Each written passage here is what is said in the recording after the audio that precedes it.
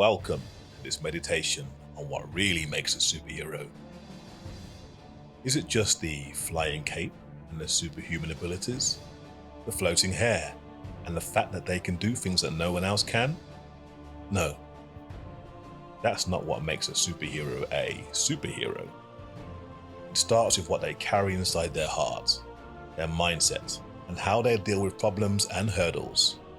But let's start from the beginning.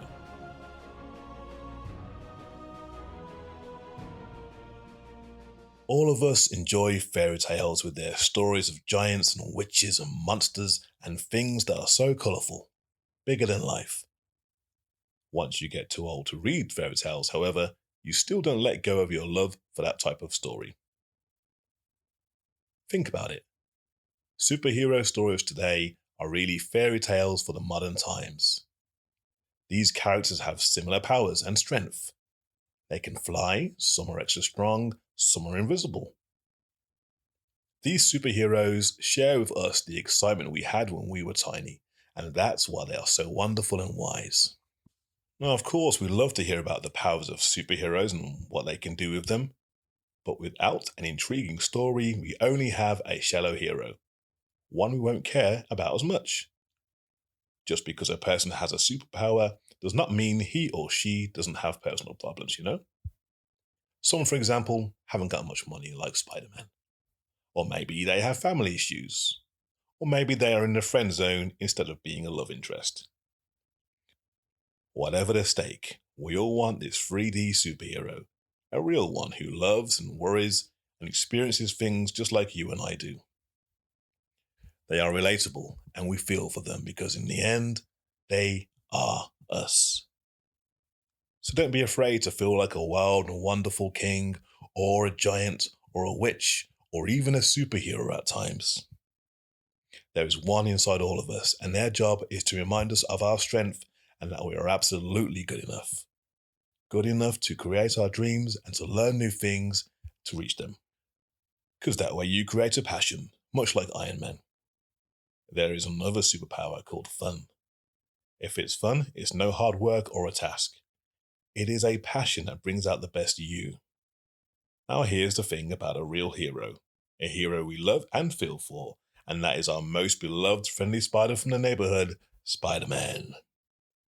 When he was brought to life on the page in a comic book, creator Stan Lee did something very human. He created the flawed superhero. If you think about Peter Parker, not only is he a kid, he also comes from a difficult background, living with his uncle and aunt and not with his parents. So he has already experienced loss. On top of that, Aunt May and Uncle Ben are rather poor people. So when Peter brings his inner hero to life, he does so by mastering two things. One is he practices his new powers over and over and over again. He falls down, he loses control, he even gets hurt. But does he give up? Never. Because he wants to make a difference for himself, in his own life, and to help others. And second, he is creating his own suit.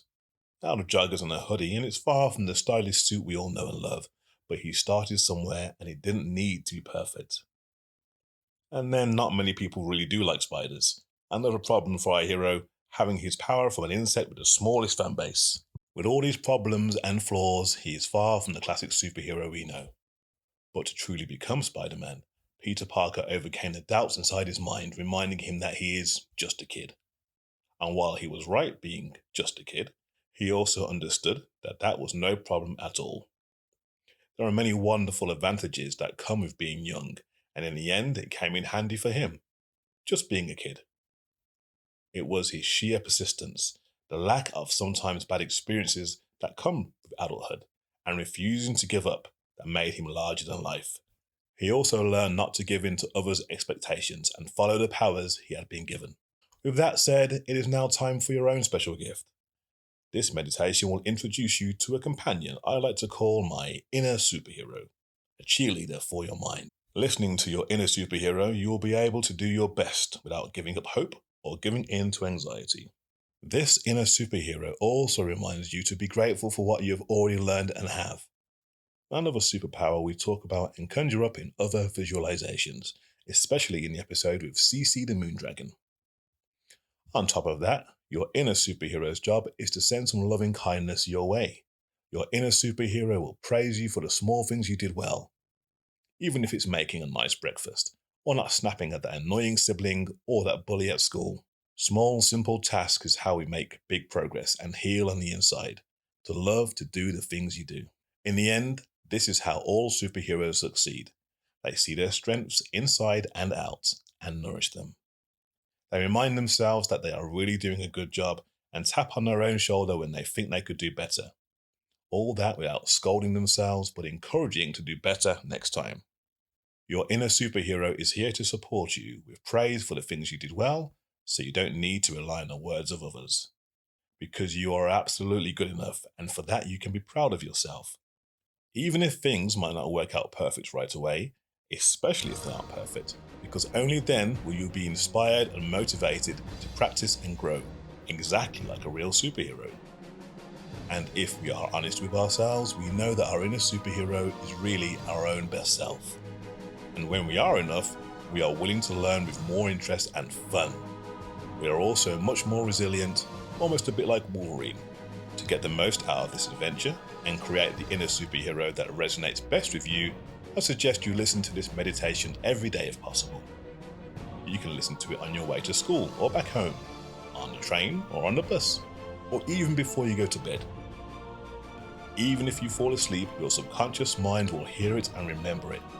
Now let's go with a bang and a quote by the wonderful creator of Spider-Man, Stan Lee, who wisely said, "Give it your best shot. You'll be glad you did." Let's begin.